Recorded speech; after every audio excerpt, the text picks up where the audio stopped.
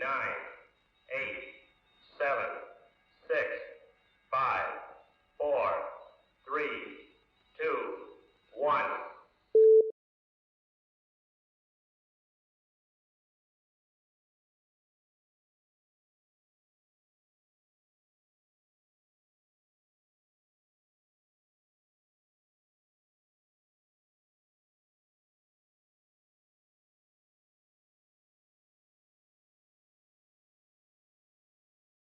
Hello and welcome to the Newchip Accelerator Q4 Online Demo Day Global Startup Conference. My name is Armando Vera Carvajal and I'm the Accelerator Director here at Newchip. Today I'm hosting a very special, and I'd add to that quite unique, panel on an industry that is often overlooked by many investors and entrepreneurs. I'm talking about the pet industry, and that may have already been all too obvious because we also have some very special guests on this call. Our pets.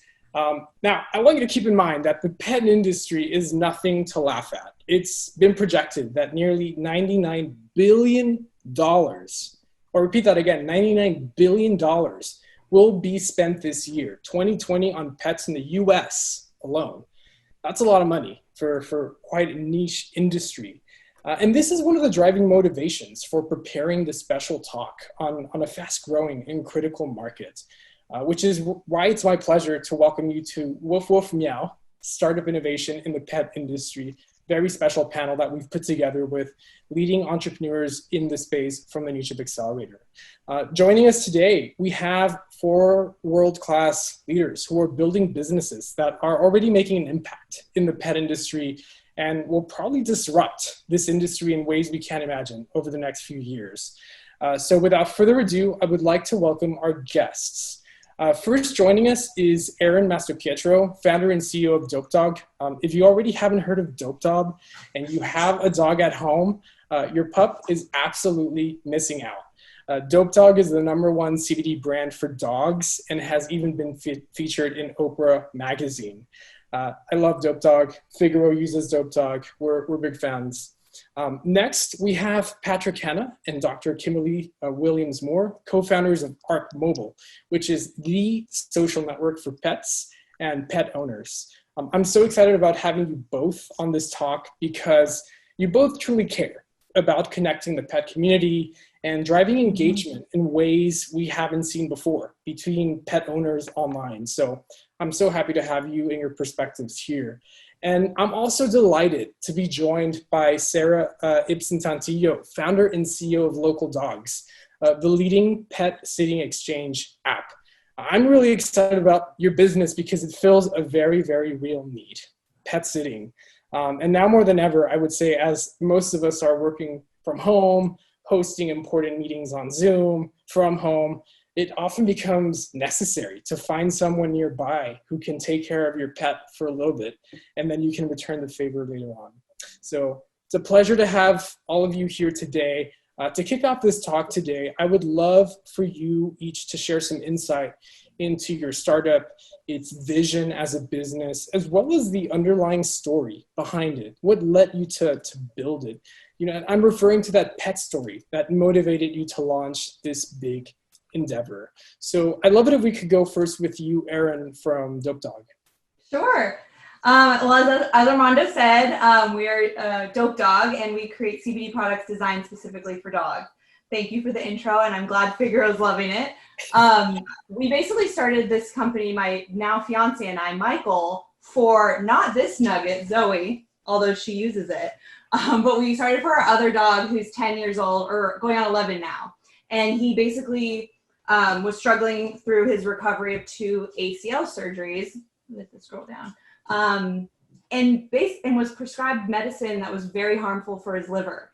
So the vet said he'd have to be on it for, you know, a number of years to come. And we just knew there was a better way. We thought, you know, this is not right for him. And so that was around 2017, 3 years ago, just when CBD was starting to become more popular for humans. And I was an avid user of it. I really enjoyed the benefits of CBD that didn't come along with psychoactivity and all that other stuff. That was, a lot of people didn't know about it. So we basically created a biscuit for James so that he could recover better. He was able to get off his medicine, and he's a picky guy. And so there wasn't anything out there that he would take. So we made the Calming Crunchy, and honestly, it just started to solve a need for James. And now we have a whole line of 10 products, all for dogs, that they love it. So they can benefit from CBD and gives pet parents an alternative to some of the, more harmful things out there. So it's been really fun doing that. And James is our inspiration, and this is his little sister, Zoe. I love that. I absolutely love that. And I think I have the privilege to meet a lot of entrepreneurs every day in the accelerator and outside. And when you have that personal attachment to the problem that you're solving, it makes it all the more meaningful and worthwhile. So it's good to see that. Patrick, I'd love to also get a little bit more context about Arc Mobile, that motivation, the vision, and also the underlying story. Yep, sure. Happy to. Well, thank you again, Armando, for having us. It's always good to see Newchip, other colleagues, and so we're delighted to be here today.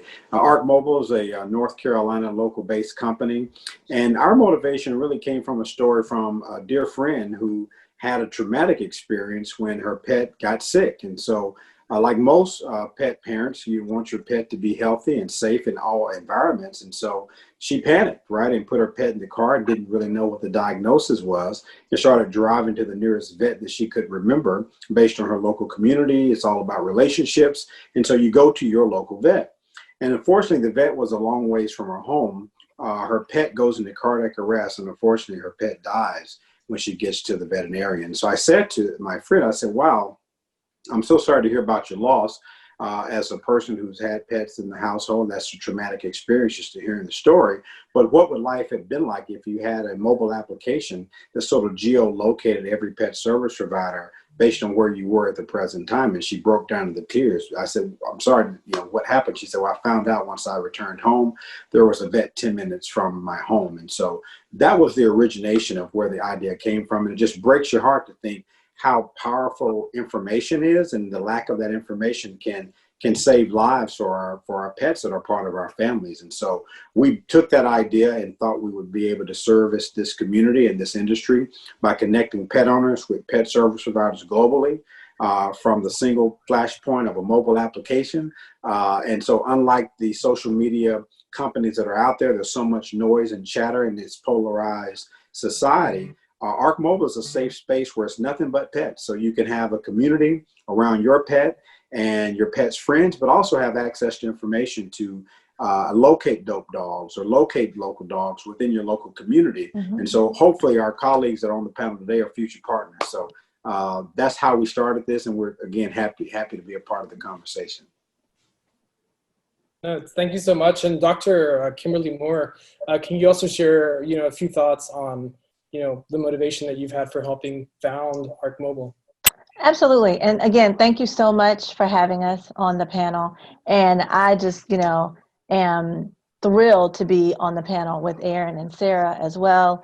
And this is, again, I think a perfect example of why we had to just plunge headfirst into Arc Mobile, because there is a lack of community. I mean, even us being a part of this panel, even though I'd heard something about Dope Dog, once I saw your face, once I met, knew that, and of course your pets are on your website, I really felt like I got to know Erin.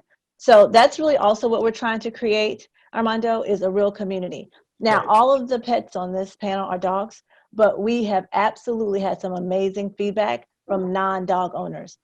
Folks who have horses, folks who have reptilia, they really feel isolated. They don't have anyone to talk to. They don't really have any stories to share. And those also are the places where we want them to feel safe. So that has also been a driving force for me. When I meet folks that don't have the traditional pets, their eyes light up when I say, oh yeah, everyone is on Arc Mobile. Bring any animal that you have. We want to hear your story. So it's an opportunity for that too. That gets me also excited. I love that. I love that. And community, it's that common ground, right? Whenever I'm out walking Figaro, it's that excuse for people to approach you and talk to you. How's your day going? Where do you work? What do you do? It's that opportunity also for people to connect, especially nowadays where people seem kind of shut off and are kind of afraid to talk to people because of technology. I think right. You're building the infrastructure in the community so that people can relate to each other in ways that we previously didn't think of. So thank you for doing what you're doing. Sarah, tell us a little bit more about LocalDawgs. Yeah, thanks for including us to be a part of the panel too. This is a pretty awesome discussion. I'm, really excited about it. And LocalDawgs is a pet sitting exchange app. So we connect pet owners to exchange pet sitting instead of paying for it. So the pet owners are the pet sitters. And we're based out of Portland, Oregon. I'm the co-founder and CEO with my brother. This is Millie. She's our newest brand ambassador. And it really all started with my previous dog, Wolfie. I was traveling quite a bit for work, and it was always stressing me out finding a pet sitter that didn't cost a ton of money, or that I wasn't begging my one friend that could always, watch her. And once I realized that this problem was bigger than just me, I decided to do something about it. So we launched LocalDawgs in Portland, and we've been rolling ever since. Wow. Yeah, no, I mean, I think, as I mentioned a little bit earlier, it's something that's absolutely needed. And I've always been excited about your startup as well as you went through the Newchip Accelerator. So it's so good to have your perspective on this industry and how you see that community aspect as well growing. Well, cool. Thank you so much for sharing those perspectives. We have a lot packed for this conversation. This is Figaro. I didn't fully have a chance to introduce him. Figaro is about 4 months. You're about 4.5 months, right? He's a dachshund puppy. He's still a little boy. He's extremely well-behaved. No, he's not. He's extremely mischievous. He happens to know a lot about every company in Newchip because he sits on every meeting. So he knows a lot about your companies, no doubt. But he's a good puppy. He loves dope dog treats. He's on Arc Mobile. Haven't yet used LocalDawg, but I plan to pretty soon, right, Figaro? So that we can get you with other people, right? When I'm busy and you're just barking. But yeah.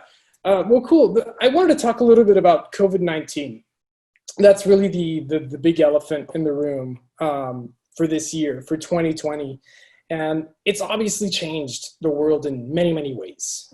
Staying at home, sheltering in place, it's the new normal for everyone, for the most part. And I'd like to understand from your perspectives, your point of views in your businesses and in this industry for pets, how has the pandemic shifted the way that many current or soon-to-be pet owners are thinking about living and working at home with pets? Erin, share some thoughts, please. Yeah, so much comes up with that. The big thing that stood out to me the past 6 months now is the rate of adoption. So many people are taking the opportunity to get their puppy that they've been wanting because they're going to be home to do what needs to be done with a puppy, which is great. I mean, we partner with a ton of rescues and they're like popping off. It's such a good thing. The dogs are loving it, but the moment things go back to normal or start to, these dogs are going to be like attached at the hip to their owner. So we're going to see some like readjustment, separation anxiety. So that's one thing that I'm noticing. And the other thing with COVID, I know I can complain about all the hindrances and, delays and, a lot of things that all businesses are facing. But what's really cool about it for the pet industry, I think it's kind of forcing people to think outside of the box and to implement the things that they might have wanted to implement but they were too busy just loving dogs. I think the pet industry has this, people just start this because they love their pets and they're kind of like in it.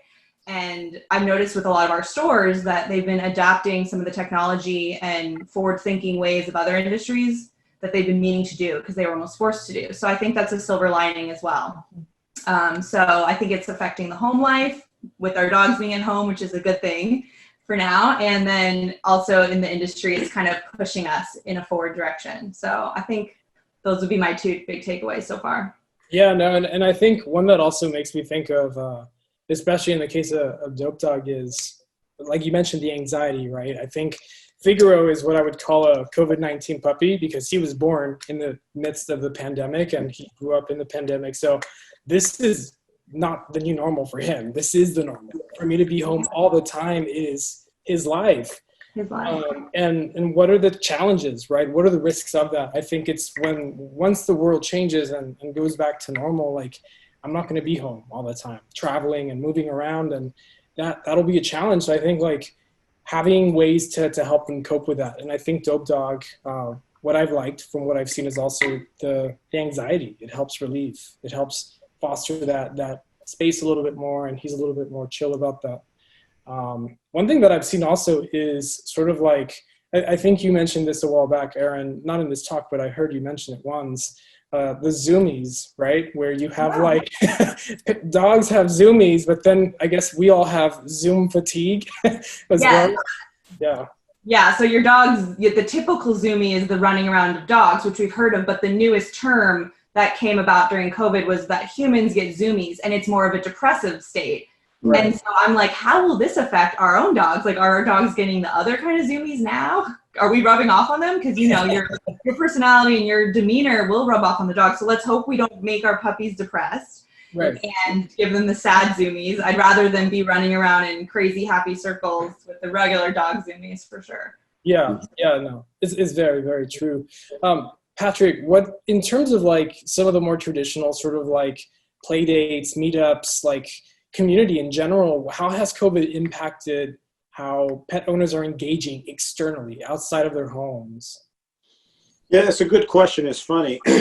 Excuse me. Kimberly and I went to a local dog park to do some outreach and, you know, see people the other day. And you'd be surprised here in our local community how many families were getting out with their pets. But it is more challenging now, right? Because of COVID, your routine has been changed. You know, look, the pet life cycle has changed. And so I think we're looking for more creative ways and how we can not only adapt our lives, but also making sure that our pets' lives are being enriched and that they're safe, right? So we are in a phase of life where health is the top priority for all of us, ourselves, our children's, and our pets. And one of the offerings that we believe that Arc Mobile does, it allows pet families to have access to information through one mobile platform. You don't have to go through Google and research and read 10 to 20 reviews. You've got Armando on there with Figaro. He's a trusted source. You've got friends from Dope Dog on the app. And so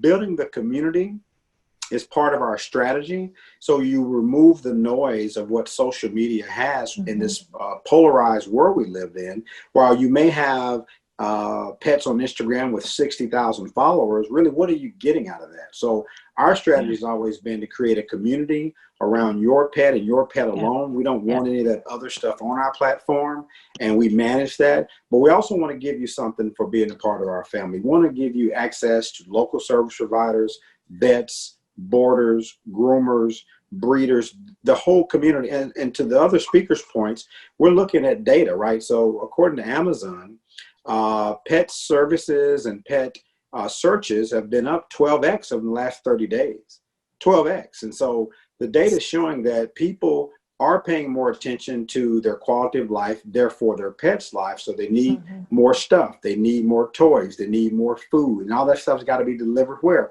To your home, because you don't want to go out to the grocery store in this, you know, unsafe space and take your pet to that environment. So we believe we have an opportunity to build a pet life cycle in this new post-COVID environment, but also looking at the data and giving our users and our members what they need. If they want something, we're listening to them, and we're working to find ways to be more responsive as we get more feedback from our community. So it is a very important question, and we're working hard to make sure we are providing a valuable service in this very unique time that we live in. No.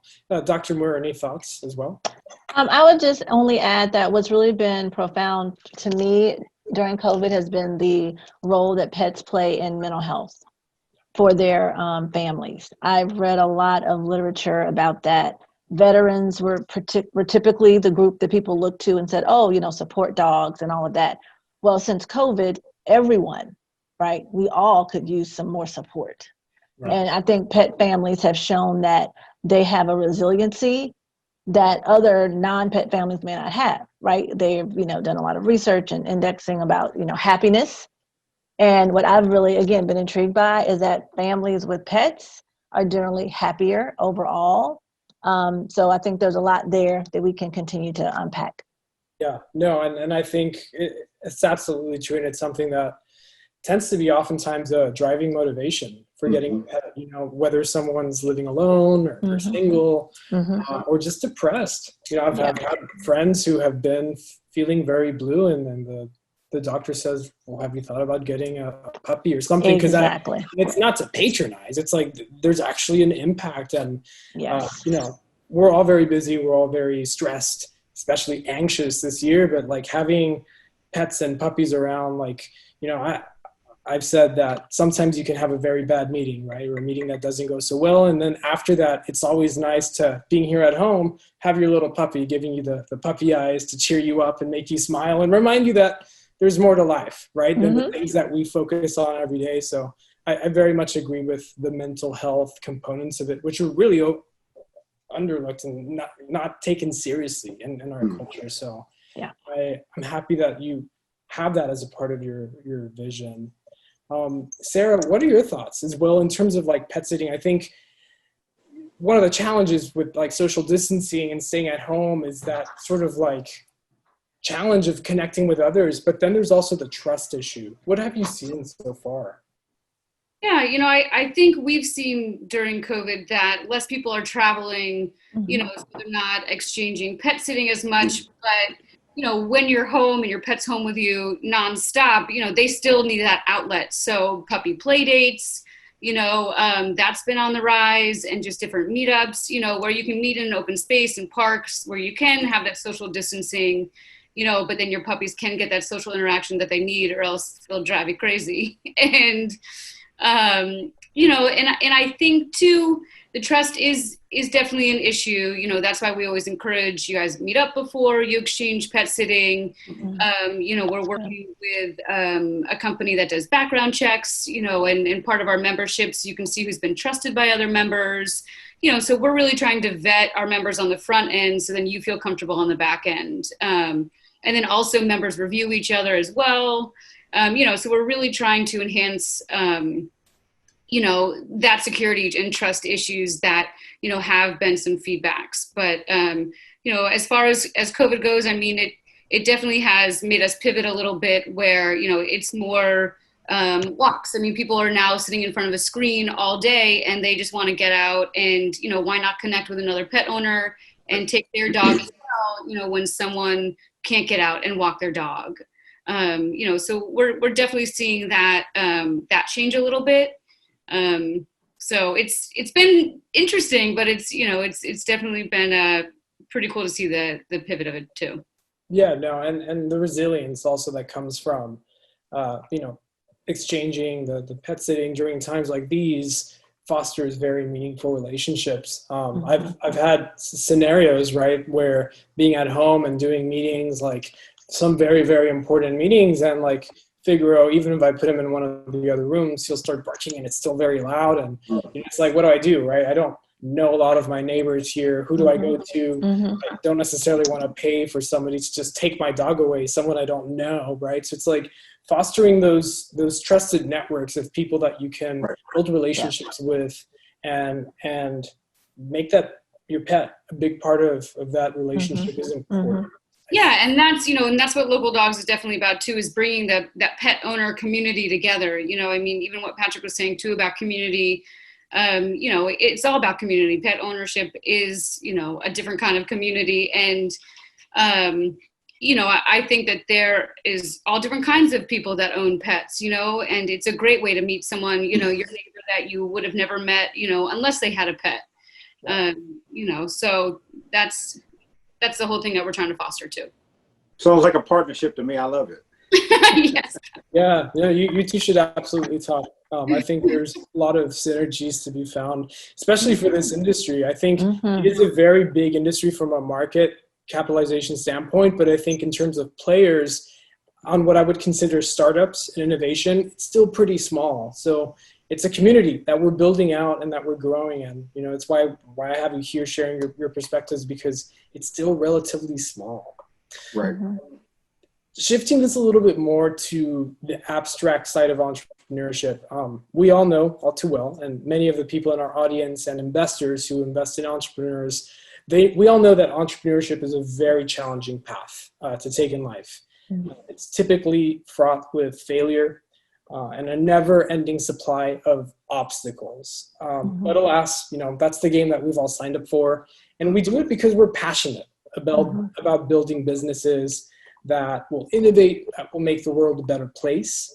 But now the pet industry itself is an industry in its own, and it's very unique. It has its own structural constraints, trends, dynamics.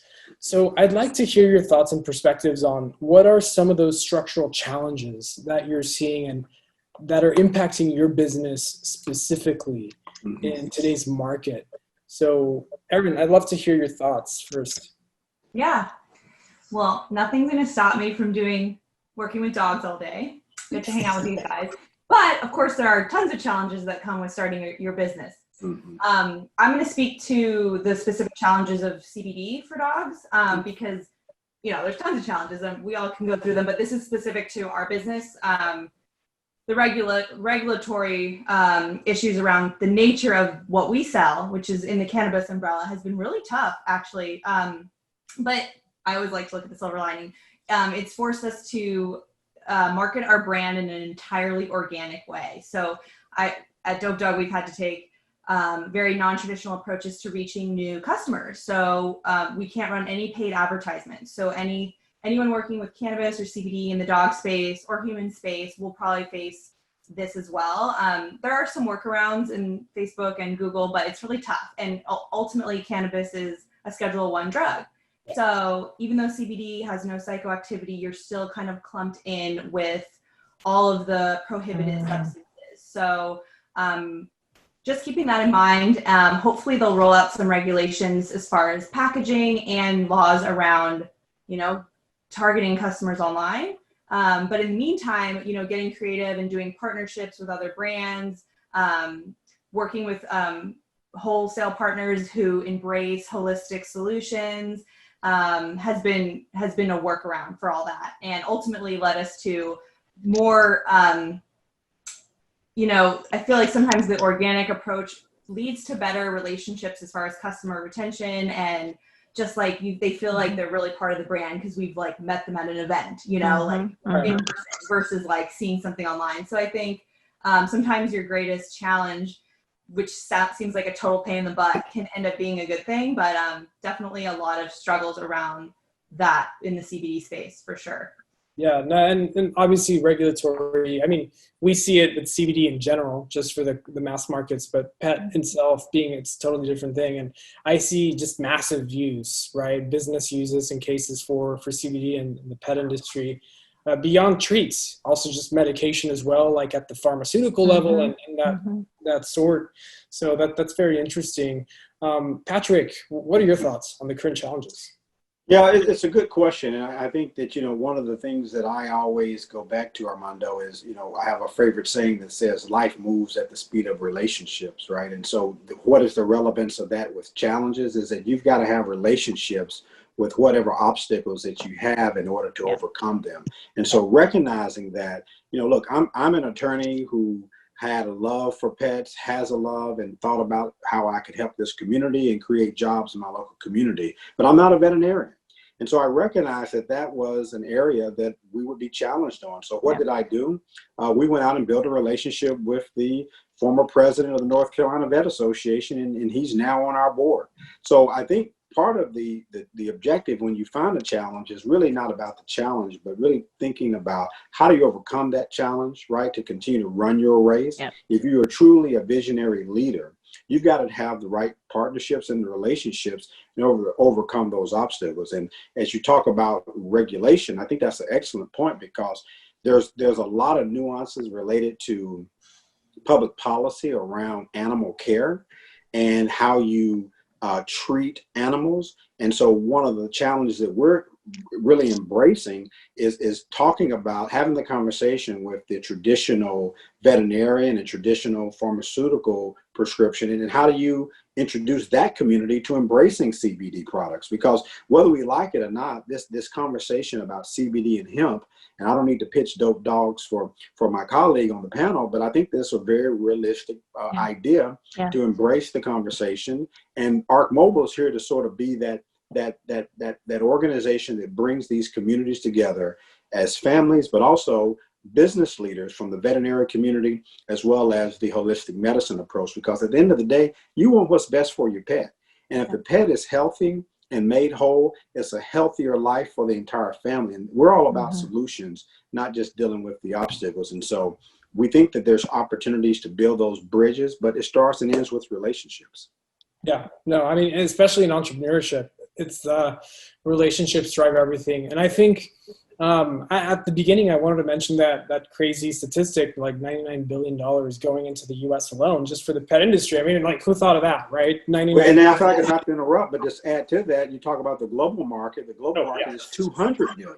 Right. And so that's even a bigger number. You talk about animal care is just not a domestic, although the U.S. market is a bit unique. We probably have a different lens of how we treat our pets compared to the European market, but globally, it's a $200 billion industry. Right. And so we think there's opportunities to help create jobs and deal with some of this double-digit unemployment rate that we're dealing with here in the country today. So sorry to interrupt you, but I think it's an excellent. No. I think it's the global market is just America is the beginning, right? And then the rest of the world, there's dogs and pets outside of America, and like people love them as much, right? In most cases, I'd say. So how do we serve those markets? How do we build those communities, right? Each one of those foreign markets brings on its whole new set of structural challenges, market dynamics, and opportunities, I think. But it's good that we're thinking about what's here in America right now and how we can be that center of gravity for innovation in the pet industry for the long term. Dr. Moore, what are your thoughts on some of the challenges and potentially even, I'd say, from competitive landscape, like big retailers, the big brands, how are they impacting right now what we see as pets? Well, it's really funny you would say big brands, because that is one of those things that Patrick and I, kick around. So when we first started this, I think, we all thought about, the big box stores and how can you, have a relationship with them. But, we've really found that, again, we believe that all pet services are local, right? We really, truly believe that. And I am, excited to say that quite a few of the businesses that we feature in our Raleigh-Durham market, Patrick and I have actually talked to these owners. We walk into these stores. We actually can say, if someone asks us, we know these owners. We know these pet service providers. So I think that's really going to be a challenge, right? How do you juxtapose the big box store that everyone's used to, the Chewy, the Amazon? How do you balance that with having small businesses who need to stay in business, right? I think for us, we want to do both and. If there's a way that we can, one of these dreams I have is you have a small store that is able to sell their product in a big box store because of some type of relationship they've garnered on Arc Mobile. Wouldn't that be the best thing? So now you're sourcing local suppliers in your community, and you're giving them even a global marketplace because of a relationship they found on Arc Mobile. And I would just add, we have also found that just because it's a pain point, for instance, Patrick mentioned veterinarians. Just because we know in our industry, veterinarians are not all that hip to pet insurance. Okay, you may not know that. Now you do. Some vets are not cool with the pet insurance. Yeah. So for us, we're saying we can be a thought leader. We can introduce this whole idea of the pet life cycle and amplify it. You don't hear those terms. We've talked about euthanasia, Pat and I, for the pet family. Pet families have the same struggles. When do you say, just like Erin said, her pet, had difficulty walking. He was in pain. You can see that. They can't tell you they're in pain, but you can see it. So how do you navigate end of life for your pet? We believe that those are going to be the future concepts, the future discussions. Now it's not talked about a lot, but we envision a future where you can talk about euthanasia in a safe space with people who get you on Arc Mobile and figure out how your pet insurance is going to pay for that. Yeah. No, I think that's such great points that you bring up, because again, it's almost a paradigm shift, right? Just seeing an industry that we would just say, oh, well, pets, right? That's just, it's pets, but that's changing. And perhaps it's been with me the same all my life, I've had dogs, and they're like family to me, right? Like Figaro is like a kid. It's like raising a kid. And I know the whole insurance situation all too well, right? Vets don't like that. You get a policy and it basically covers nothing unless you have to rush them to the emergency room. There needs to be innovation. There needs to be change, revolution in how we're thinking about that. And I think it comes down to how we think about the industry and our attitudes toward it. So yeah, no, I mean, very, very good points in that regard. And I would also want to add that even though the pet industry is rather niche to an extent, it's still extremely competitive, right? You still have these ginormous brands pouring billions into carving out their markets, sustaining those market shares, and spending billions on advertisements, on building that voice. And I'm always big for small businesses and entrepreneurship and innovation. So, I think the opportunity is there, especially if the big players are doubling down or tripling down on this industry altogether. Yeah. Sarah, what are your thoughts as well in terms of the challenges that you've been seeing in the industry in general? For us, the challenges are really having the pet owners kind of shift their mindset where, people go away or they need a pet sitter. They immediately think they have to pay for it, and I think that's one thing that we have kind of, really butt up against is having people understand that, I actually have a neighbor down the street that also has a dog that would love to come and pop in and, let out my dog or vice versa. I think it's just not the norm yet. And for us, it's just something new, which sometimes can be really scary. The unknown can be unscary. And, and having that trust issue too, I think plays a part of it as well. But that's, really about the community again. And I think some of the other challenges, would be to really get that sense of community where, you don't know people, right? And I think that is something that, we're hoping to really expand on. Yeah, no, I agree. And that makes me think of like how much more popular Figaro is in the neighborhood than I am, because people like recognize her like, Figgy, how are you, Figgy? I was like, who are you? People talk, right? People are, like they've been sharing pictures of him on Instagram. And on Arc Mobile, they're on Arc Mobile too, right? They love him. They love Figaro on Arc Mobile, Armando. They love him. No, yeah, but to your point, I think like there's that misconception, right, that it's going to cost me money, and that's how it's usually been, right? Take family for example. If you need to have a babysitter, typically you're going to pay, right? More often than not, that's the expectation.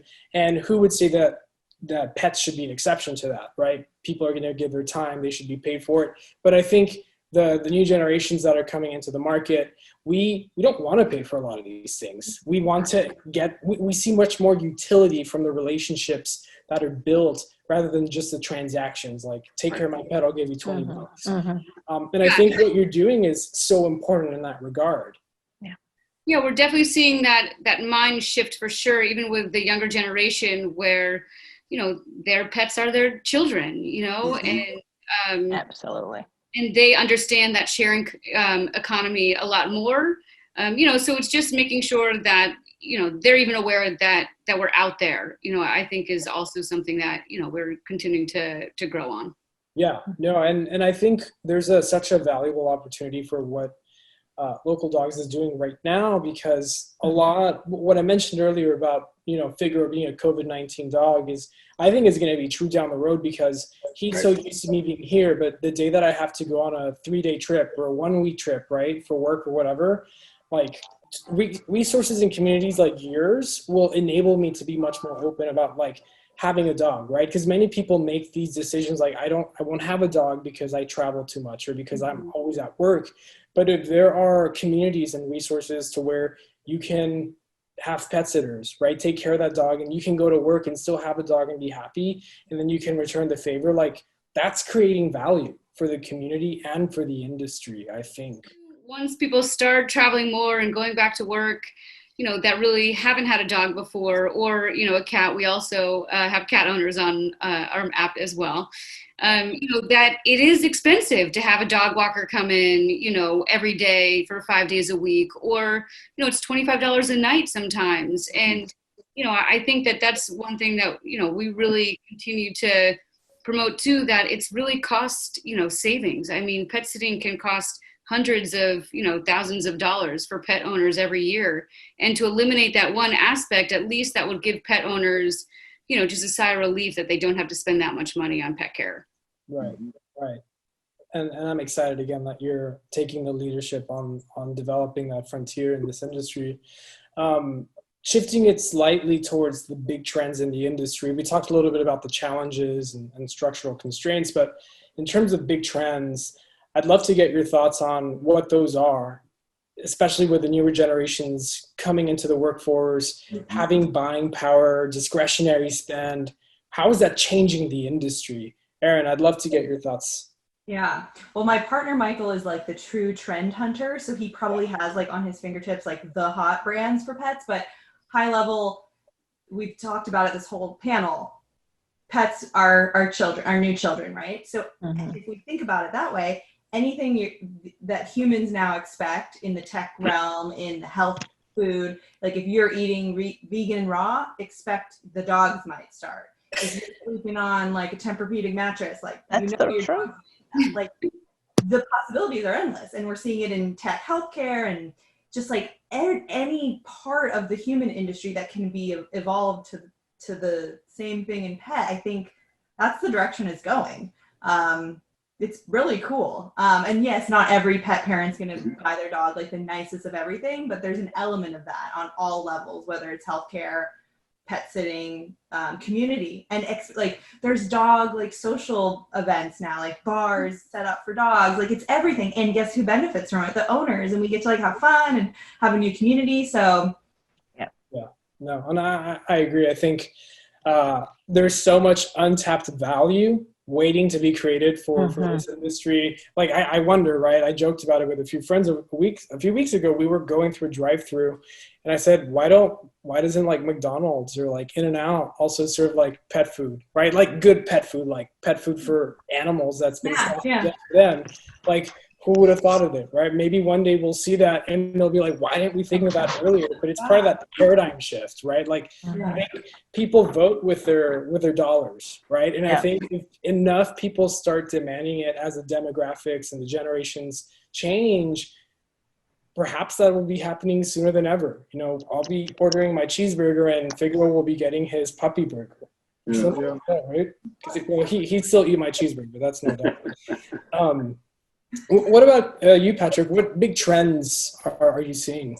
Yeah, it's an excellent question. I think one of my favorite sayings is that pets have gone from the barnyard to the backyard to now the bedroom. Right? We are humanizing our pets, and that's a good thing because it gives us that unconditional love that we all seek out. And so, what I have seen in the trends, especially with the millennial generation, is the data is showing that they're having less children, but having more adoptions and more pets. And so you're starting to see a generational shift, put more attention on the quality of life and the experience. We grew up in an age where it was about, going to school and getting an education and starting a career. They have more of an appreciation for the experience. And so based on that particular flexibility, you're going to have greater flexibility to have more experiences when you have a pet versus a 2-year-old kid that's going to be with you probably for the next 20 years or more. So I think the flexibility of having pets is a trend that we're seeing. We're also seeing that from a standpoint of animal care and quality of life for our pets, we're starting to see metrics show that pet insurance is on the rise because less than 2% of pet owners have pet insurance. It's already a $1 billion industry.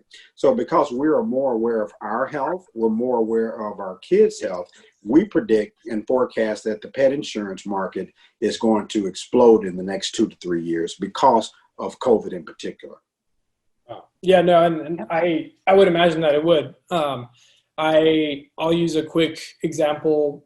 Figaro had a very bad emergency about 2 months ago where he ate a piece of string. Who would have known, right? And it went all the way down to his tummy, to his intestine, and it turned into a knot. And he had to have surgery, right? And I didn't know it until it was too late. I spent like $400 with a vet doing all kinds of different tests that I didn't even have insurance at that point. Who would have thought of that? But she told me, you got to rush him to the emergency room. And I was like any no, the pet emergency room. And that comes with its own like structures, politics, costs, and there goes several $1,000s. Like, I'll spend whatever to keep Figaro alive. But the reality is it's expensive, right? And they have surgeons, they have professionals who devote their lives and careers to take care of pets. And I think that's only going to become more important as an industry, as more people have more pets and more of those pets are treated as members of the family altogether. Yeah. Dr. Moore, what are your thoughts? Well, just really two things. I think that what also the trends are showing is that people are having multiple pets, right? As Patrick mentioned, right? We're going from the barnyard to the backyard to the bedroom, and those bedrooms are crowded. Yeah. That's what I have learned from my own, continued research. 2, 3 different kinds of pets, 2 cats. That used to be something that you would not see in several families, right? But now the whole idea, as we've said, of pets becoming your children, true pet families. And we mentioned this, I believe, a few weeks ago, right? That the pet life cycle is 10 years, right? That's only 10 years. I'm 50. That doesn't seem like a lot to me. 10 years of my life, no big deal. But if that's all my pet has is 10 years, I'm going to give him the best. Yeah. That's what I'm going to do. I'm going to make sure your 10 years are as good as I can make them. And that is that paradigm shift we talked about. There used to be a time, you'd say, oh, how old is your pet? Oh, I'm sorry. But now people are saying, I'm looking at cancer treatment. Right. I'm looking at how I can help him have braces on his knees. Right. And that's because they're a part of your family. Right. So I think that all of these products and what Erin said, if you have a back of a napkin right now and you're trying to think about what can I do that's going to be around for the next 20 years, it used to be all about elder care, baby boomers, right? Well, guess what? We've got some ARC boomers, right? These pets are going to be around. They're going to be here. And we as a team, the folks on this call, we want it to be the best experience for your whole family. Right. That's what we want. And if I could, Armando, I think this is an excellent opportunity to make this quick. Unfortunately, the Arc Mobile family pet is not here. We lost Fluffy this year, our Maltese, and he lived 18 years. And so you talk about pet life cycle. This guy lived 18 years and was quite a joy. And so we haven't quite gotten over it yet, but I did want to recognize Fluffy for how much he meant to our family. Absolutely. Yes. Thank you for sharing that. And I would say, like, to Dr. Moore's point, right, average American lives to like 75 or around there. If you're getting a dog on average every decade of your life, that's a lot of dogs, right? And what does that mean for the industry in general? Well, think of it almost sort of like the car industry, right? You're going to buy like so many cars throughout your life, and you're going to have those different points of opportunity to engage throughout that entire journey. So there's a lot of opportunity, especially if you're thinking of your pet as a member of the family, right? There's so much that you would do to make happy. Like, it's crazy. Part of me that I didn't even know existed, I've learned about, right? Like, I want to get him more toys, and I want him to be happy, right? And I want to spoil him rotten, like little baby. Yeah. And that's the thing, like, normal people will have kids, right? But the kids will grow up, they'll move on, they'll have their own families. But those same people, they still want a companion, and oftentimes, more often than not, it'll be a dog or a pet or a cat. So I think there's a lot of opportunity for innovation. Sarah, what do you think about that? Piggybacking on what Erin and Dr. Moore was saying too about, our pets are our children, and, with our actual children, about what they eat, what's healthy for them, so much about their health, and you have all these technology and these gadgets, and with the pet industry, I think we're just hitting the surface on different pet tech for them to find out the different, different health issues that our pets have, and even, what we're putting in our bodies, what we're putting in our pets' bodies. I think the makeup of food, I think that's a really big trend right now, and even the CBD treats. It's, it's anything that we have as humans. I think we're really starting to expand that, in the pet world, And, you know, and I think adding that technology aspect, even like ARC, you know, I mean, it's been really cool to see, and I only see that continuing to grow, you know, as everyone is continuing to make these pets part of their family.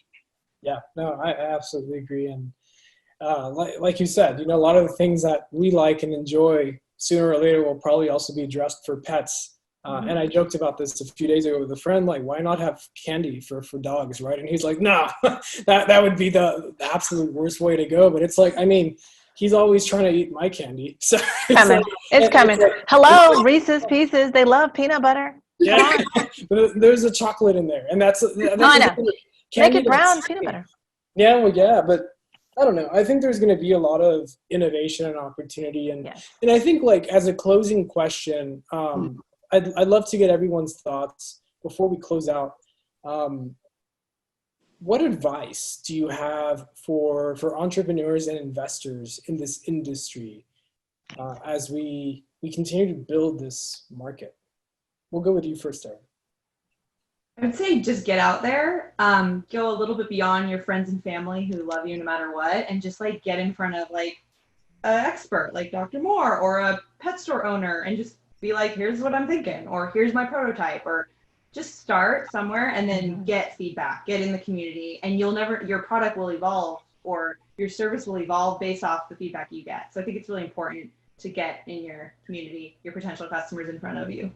And just start and have fun, you know? It's not like nothing you can't change. You can't be like, you know, writing 10-page business plans. Just like start with one step. You can always modify as you go. Yeah, thank you for that. Thank you. Patrick. Yep. No, it's a good question. I think that one of the things that I would say to any entrepreneur, if you've got a vision, you do have to believe in it, and you've got to, you know, go out and set a plan to execute on it. And one of the things we talked about the other day is when you're starting a business, you've got to identify what problem you're trying to solve. As you all have talked to us for the last several months, what is the problem you're working to solve, and why does it matter? And so once you identify what it is you're trying to solve, have a plan to cultivate the relationships, right, that you may not have in that particular area, and build the right partnerships, right? So once you identify, you cultivate, you mobilize around that plan, I think you can be successful. That's the model that we try to live by at ARC. And so we try to share that with any other entrepreneurs that are interested in starting a company. And I think this is evident of our results, being able to take an idea to a concept and actually a living, breathing company. It's just been truly amazing. And so we're honored to be a part of the Newchip Accelerator. Thank you, Patrick. And we're honored to have you as well. Dr. Moore. I would tell any entrepreneur who's thinking about this space to get out there with the pets, right? I mean, there's, of course, this would be the academic person saying this, get out there with the pets. But there's a theory, right, that looks good on paper, right? I mean, we all talked about trends and things that we've read, but I had to get with my friends who had pets. And personally, growing up, we had a neighborhood dog, right? So he went from house to house. We all fed him. But I thought it was my dog. For years, I was like, Joe is my dog. But Joe was everyone's dog in this neighborhood. But I had to tap back into that as a child, right? My experience with Joe to really immerse myself in this industry and to think like my customer. And that would be my biggest, advice. Like, don't just, tell me about your pest experience. Get out there, meet as many pet families as you can. And again, tell their story too. That would be my advice. Yeah.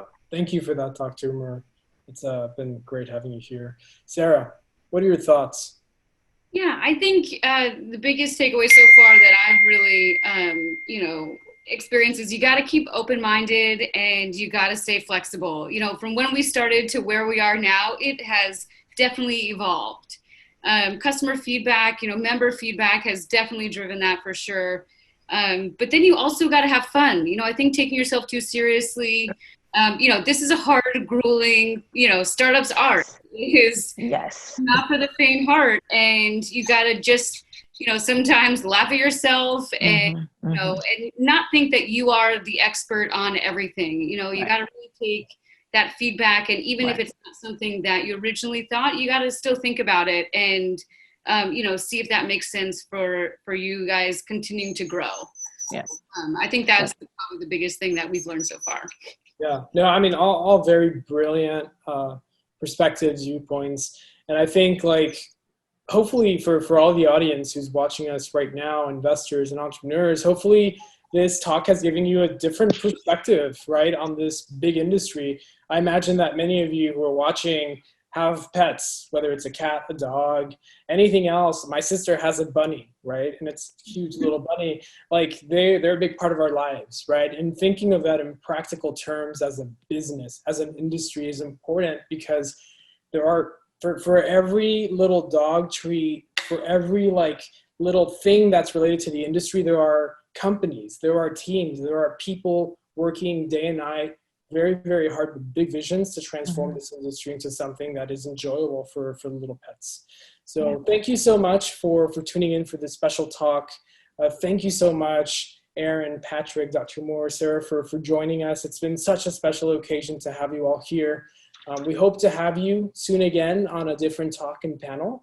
But we hope that everyone who's watching will keep enjoying the rest of Demo Day, and we wish you good luck.